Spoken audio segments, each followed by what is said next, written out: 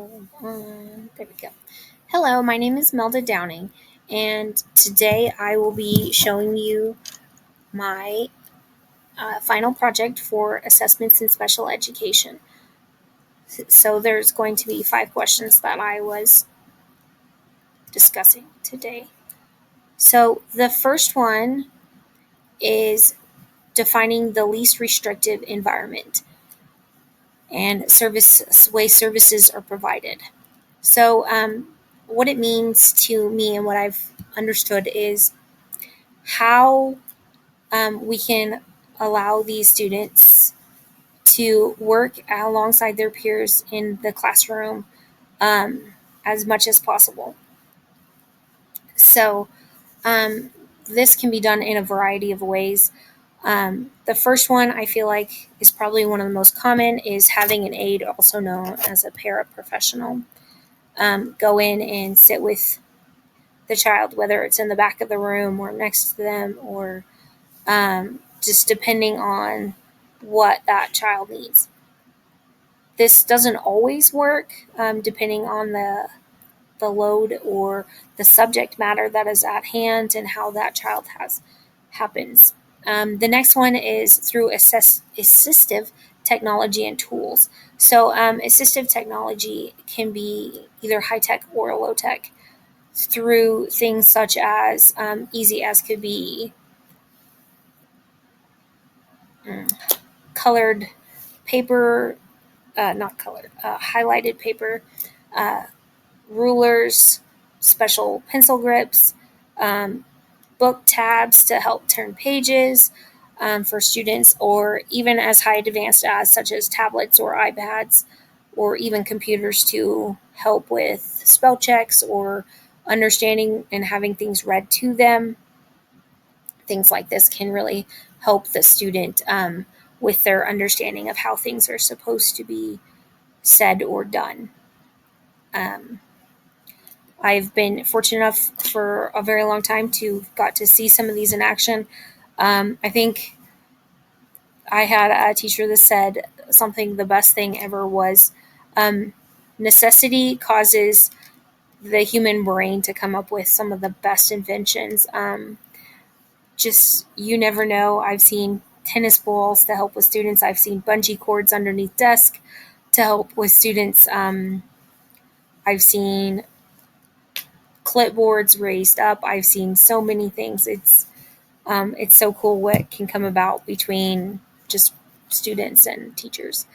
All right, so the next one we're going to talk about is okay. Let me move me over here real quick. Hold on. There we go. So you can see this better. Is the assessment process and why is it this a cycle in the just the process in general. So one of the big reasons why I feel like the assessment is a process, um, and why it's considered a cycle is because it repeats itself in a lot of ways. So the first step for the assessment is extra support for that student, either through parents or not parents, through teachers or paras or support tools and techniques, like some of them I've mentioned on the previous page. And then a lot of times teachers will inform parents, hey, we've been trying this, um, and just kind of let them know, hey, we're struggling. This is what we're struggling with. Um, and this is our ideas of what we've started doing. If there's still an issue and none of those are helping, or they just want to continue or look into it more of just issues in general, and the teacher really feels like a referral needs to be done, then a referral is made, um, and it brings us to consent. So, consent is a huge deal that has to be done multiple times. Um, Consent to an evaluation is a big step. So, they once consent is formed from the parents or guardians, they go through what they call the evaluation. After they do the evaluation and they have so much time to get from the referral to the evaluation, then eligibility is determined for the student. If the student passes and is considered eligible for special education services, then an IEP meeting will happen. If they are not, then it'll go back to basically what can we do to help the student stay where he needs to be and keep going in his classroom setting. If he does qualify, the IEP meeting is almost hand in hand with the writing of the IEP. A lot of them are very closely done. A lot of times it's started somewhat before or during the IEP and then finished after the IEP. So after that is done, services are started and provided. Once again, consent has to be done before that can hit as well. And so once services are started, after a while, a report is made of how the student's progressing, what the student is doing, what steps were created for the IP, what goals were created, and then all of that is reviewed. So then basically it almost starts the whole process over again through the IEP process. So they review it, they do consenting, they do the eligibility if needed, and they look at the IEP and just look to see what changes need to be done, what worked, what didn't work, what could we do differently. And then even at some cases, is eligibility even a question? Does the student still need assistance? Does he still qualify? If not, what are we going to do next? If they do or if they do not. So let's go on to the next topic. Okay, so the next one, I'm going to move me here. Hold on 1 second. Whoops, sorry. Okay, we are discussing the strategies a professional can encourage family participation in the assessment process. So the assessment process for some parents and families can be very daunting and just very confusing and unsure of what's happening and what to do. And at the time, sometimes they're just like, oh, we don't know what to do, so we're just going to let them do it because they know what they're doing. So to help with some of this, especially with parents or family members that speak a different language, a mediator, I can't talk, mediator, man, I can't talk today, can provide support through communication, language, and just getting the parents to be a little more uneasy and not uneasy, less uneasy, sorry. And then just offering support for the parents and the family, including the child that is going through the assessment process. The biggest one I feel like that can help them is through communication. Describing what the steps are, what is going to happen, what the assessment is going to be like for the parents, so they know what is going on. And then talk about the child that is going through all of the assessments. What do they like? What do they don't? What do they don't like? What are their hobbies? What are they interested in?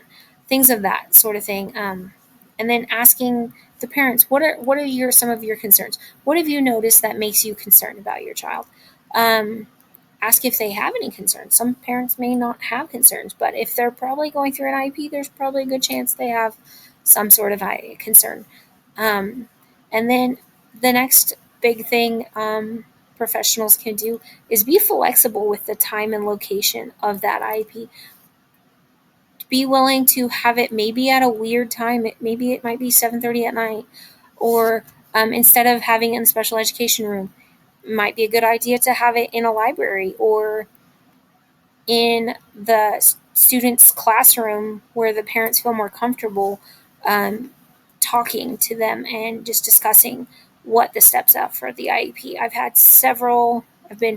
gotten lucky to be part of several IEPs, and I've been in both the classroom setting in the principal's office, in the special education room, wherever it can be done. That works best is always well thought out plan. Okay, so hold on, I'm gonna go to the next slide. All right, so the last slide, the last one I wanted to talk to you was going to discuss was the contrast deviated scores of percentile ranks, standard scores, and Stanines. So for me, this was, I don't know, really difficult to wrap my brain around. I probably read through this several times to try and get this to work in my brain. So the standard scores are the distance from the mean or the average of the group, um, which is, I was like, okay, got that. And then the percentile ranks is a percentage um, of that the students fall below a certain score. So, for instance, 80%, how far did they fall below 80%? And then a Stanine scale is a scale, or scores are a scale through 1 through 9, a deviation off the standard score. So I feel like this picture that I chose probably helped me to understand the best over Stanine and percentile. So you have your normal scale, and 1 through 3 would be considered below average. Any of those percentages would be considered below average. Anything 4, 5, and 6 would be considered average, and then that leaves 7, 8, 9 being above average. And I felt like this really just helped me understand what was trying to be going on, because it was just not working in my brain. Um, so um, I really just enjoyed this. So thank you. I enjoyed your class, and I hope you enjoy my video.